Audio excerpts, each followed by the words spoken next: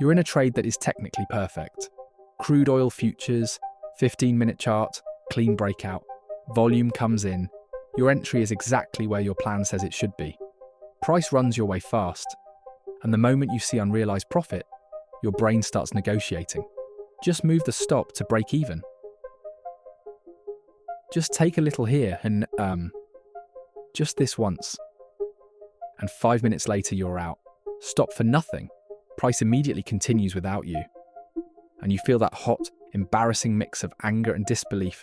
If you've ever been right about direction and still managed to lose money anyway, this is for you. Because profitable traders don't win because they predict better. They win because they follow rules that stop their worst version from touching the keyboard. In the next few minutes, I'm going to give you 7 rules that turn random effort into consistent execution. And the last rule is the one that quietly separates "I had a good month" from "I can do this for years." Most traders lose money. Trading is hard. This is education, not financial advice. Past patterns do not guarantee future results. If you don't respect risk, the market will eventually collect tuition. Now here's the pattern you don't see when you're inside it. Your brain treats a trade like a courtroom, not a coin flip. It wants certainty. It wants to be right. It wants to avoid looking stupid. So it starts protecting you with behaviours that feel responsible, but are actually expensive. Moving stops too soon, taking profits too early, skipping the next setup because the last one hurt, or doubling size because you feel due. That is not strategy. That is your nervous system trying to control uncertainty. And here's where it gets worse. The market doesn't care how you feel. It pays the process, not the emotion. If your rules are loose, your worst habits become your real strategy. So let's build rules that are tight enough to protect you, but flexible enough to let your edge play out over a series of trades. Rule 1. You are not allowed to save a trade. If your stop is hit, it's hit. No widening it. No, just give it more room. No turning a planned small loss into a slow-motion disaster because you can't accept being wrong. A small loss is not a failure. It is the cost of doing business. The real failure is breaking your own risk boundary. Think of it like a ship's hull. A little water in the bilge is normal. But if you start drilling holes because you don't like the first leak, you're not staying in the voyage. You're sinking yourself on purpose. So your rule is simple. The stop is the line where the idea is invalid. When it's touched, you exit without debate. Rule 2. Your size is decided before the trade, not during the emotion. Most blow-ups don't start with a bad setup. They start with, "I'll just go a bit bigger on this one." That sentence is a trap because it pretends you're increasing size based on opportunity, when you're really increasing size based on feeling. So you pre-decide position size using a fixed risk amount per trade. Not per day, not per mood, per trade. If your stop distance is bigger, your size gets smaller. If your stop distance is tighter, your size can be larger. But the dollars at risk stay consistent. This one rule turns trading from gambling into statistics. It keeps you alive long enough for your edge to show up. Rule 3. You only judge yourself on execution, not outcome. This is the rule that rewires your identity. Because the most dangerous moment in trading is when a bad trade makes money. That rewards the exact behavior that will eventually wipe you out. And the second most dangerous moment is when a perfect trade loses. That punishes good behavior and pushes you toward hesitation and revenge. So you track something more important than profit. Did you follow your plan? If you executed correctly and still lost, that's a win for your process. If you broke rules and still made money, that's a loss for your process. This is how professionals keep their heads when variance shows up. Over time, your outcomes will start reflecting your execution. But first, your execution has to exist. Rule 4. You trade one setup family, not 10 random ideas. Most traders are not unprofitable because they don't work hard. They're unprofitable because they're scattered. They take a breakout, then a mean reversion fade, then a new scalp, then a "this looks like support." That's not a system. That's noise chasing. You need one setup family you can describe in one breath. One that fits your personality and your schedule. One that you can execute without negotiating.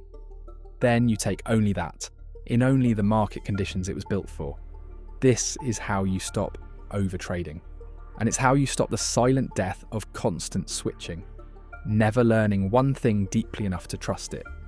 Rule 5. You have a daily damage limit and you stop when you hit it. You need a circuit breaker, because after a certain amount of drawdown, you are not trading the market anymore. You are trading your need to feel okay. That's where revenge trading lives. That's where make it back trades are born. So decide a daily max loss. When you hit it, you are done for the day. No exceptions. No one more because you feel close. This rule isn't about being timid. It's about protecting your ability to show up tomorrow with a functioning brain. You don't let a bad hour infect your whole week. Rule 6. You do a short post-trade review every single session, even on winning days. Most people only review when they are in pain. That's backwards. Winning days are where you accidentally build bad habits, because profit makes everything feel justified. So after you finish, you answer a few ruthless questions.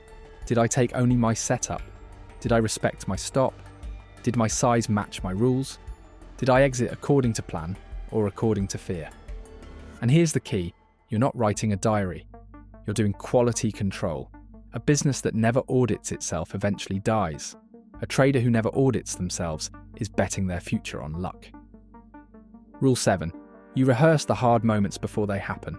This is the rule most traders skip because it sounds soft. But it is the rule that creates consistency under pressure. The hard moments are predictable. The trade is up and you want to snatch profit. The trade is down and you want to widen the stop. You miss a move and you want to chase. You lose twice and you want to double size. Those moments feel sudden, but they're not new. They're repeats, and anything that repeats can be trained. So you mentally rehearse the exact scenario that usually breaks you. You see the chart, you feel the urge, you hear the self-talk, and you practice the response you want. Breathe, read your rules, execute the plan, accept the outcome. Do it enough times and the response becomes automatic. Not perfect, automatic. That's what separates someone who knows what to do from someone who actually does it when money is on the line. Now let's bring this back to that crude oil trade. Same setup, same breakout. Price runs and you feel that urge to move to break even because you're scared of giving anything back. But this time, Rule 3 kicks in. Your job is execution, not comfort. Rule 2 is already done. Your size is correct, so the trade doesn't feel like a threat. Rule 1 holds the boundary. You don't widen the stop if you're wrong. And Rule 7 has trained the moment. You recognize the urge as a rehearsed pattern, not a fresh emergency. So you let the trade breathe. If it stops you out, it's a planned loss and you move on. If it hits target, you take it without shaking. Either way, you keep your identity intact. You stay consistent. And that's what profitable really means. Not a hot streak, not a perfect indicator, not being right more often. It means your worst day is controlled, your best day is repeatable, and your rules are stronger than your mood. Most traders will keep searching for a better entry. The better move is building rules that make your execution boring, because boring trading is often profitable trading. And if you want one sentence to remember, make it this: the market will always be uncertain. Your rules cannot be.